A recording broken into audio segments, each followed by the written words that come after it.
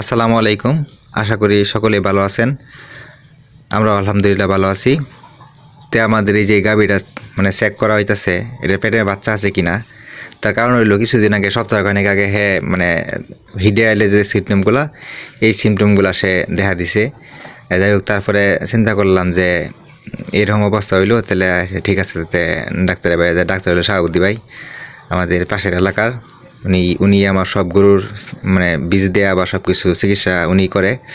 যাই হোক, এখন এই যে শাহাবুদ্দি ভাই চেক করতেছে, এই বাচ্চা তো নাই। তে 7 মাস পরে এই অবস্থা দেখা দিল। এই যে সামনে যে লাল, এরা বাচ্চা দিব এখন। আর এরকম এই 7 মাস বাদ মাথা নষ্ট হয়ে গেছে। যাই হোক, সবাই ভালো থাকবেন, আমার জন্য দোয়া করবেন। আসসালামু আলাইকুম।